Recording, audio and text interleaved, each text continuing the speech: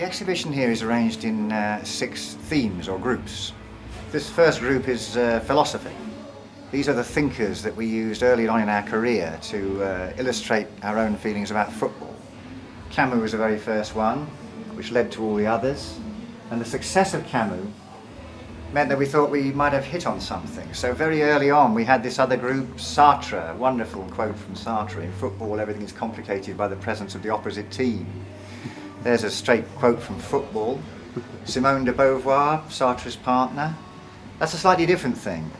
I don't think Simone de Beauvoir was thinking about football when she wrote that quote, but she uses the word goal, and some of our shirts allow us to just apply football to the words of these thinkers. This we produced for Christmas about 8 years ago. It's the famous Monty Python Philosoophy Football match between German and Greek philosophers, and it's been fantastically successful. It amazed me how well that went. Well, we couldn't really believe our luck when Cantona spoke in a press conference shortly after he was sent off at Crystal Palace for the kung fu kick on an abusive fan. All he said in the press conference was, when the seagulls follow the trawler, it's because they think sardines are going to be thrown into the sea. It was a quote about the press and how the press just follow him looking for tidbits. We considered it to be a perfect shirt for Philosophy Football. It had everything. This second group of shirts is on the theme of football.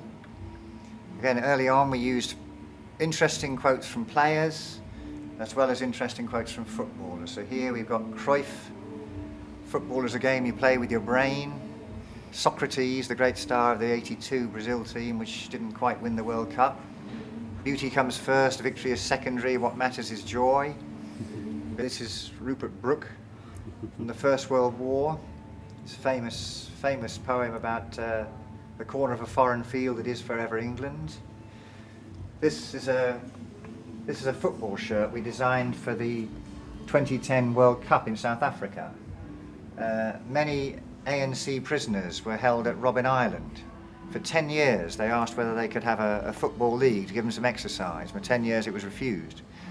But then finally the authorities allowed them to have a league. Very little is known about it. We don't know any of the kit they wore. They just used anything they could wear. But we've produced this shirt to recognise their achievement. From a design point of view, it was very, very helpful to me that the ANC colours of white, green, yellow and black are the same as the Pan-African Congress colours of white, green, yellow and black. So I could have a symmetrical shirt. But this, again, very, very popular anti-apartheid shirt from 2010. Yeah, this is the part of the exhibition about the dissenter range that we moved on to from philosophy and football.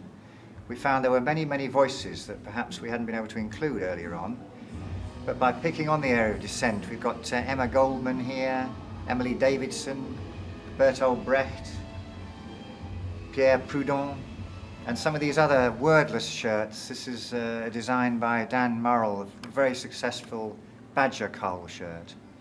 And this one, part of the exhibition title, designed in 2001, just using the Coca-Cola logo for the counterculture wording. These are some of our campaign shirts. Hope Not Hate we've worked with for 10 years and done many different variants of the Hope Not Hate shirt. Anti-war shirt there. There was a match played between Americans and Iraqis immediately before that enormous demonstration in London. There's a Viva Palestina shirt there. There have been 3 successful overland convoys to Gaza, and Philosophy Football has been involved in all of them. And this is an idea that I saw in New York several years ago. In New York you can buy I Love New York t-shirts for about $5. I shudder to think where they're made or by whom. So we produced this I Love Sweatshop Labour shirt. This is on an ethical threads garment. We've done everything we can to make this not a sweatshop product. But it didn't sell as many as others. Sometimes we find irony doesn't sell as well as something more direct. This was a shirt we did for the Refugee Council, produced in yellow on red and white on black. It's a map of the British Isles made up entirely of well-known migrants, immigrants who contributed to Britain in various ways. Well, this shows other interests that we've got. We are interested in football, but we're interested also in other sports. So here we have cricket, cycling, music, television, So various other inspirations for philosophy football are shown in this section.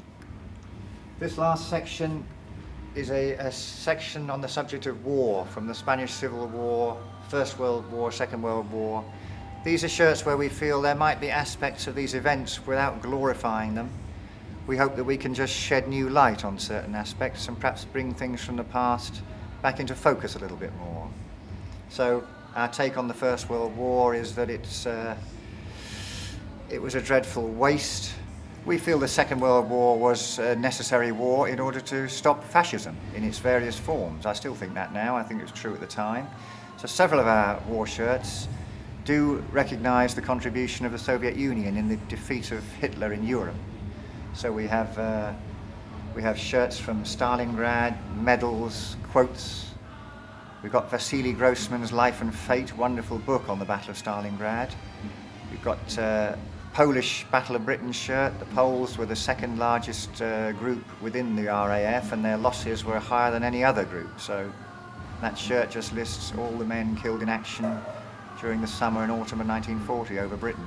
It's a First World War shirt, again by Dan Murrell, showing an unarmed soldier with a football. He'd sooner be somewhere else, probably, but it just sums up the fact that the fellow would sooner be anywhere other than the hell of the trenches. And the most up-to-date shirt in this range is the Gaza shirt. Philosophy Football is really proud of the contribution it's made over 20 years. We've probably overproduced, if anything. 570 shirts is an enormous number. I don't think I can do another 570 in the next 20 years. But we have made as big a contribution as we can, and we should continue to do so. We want to find various issues that we can still contribute to, perhaps producing fewer shirts but to a wider audience. Part of the aim of this exhibition opening tonight is to broaden our name, get ourselves a little bit better known so that our contribution can be even more effective. A perfect world, we're all singing tune, but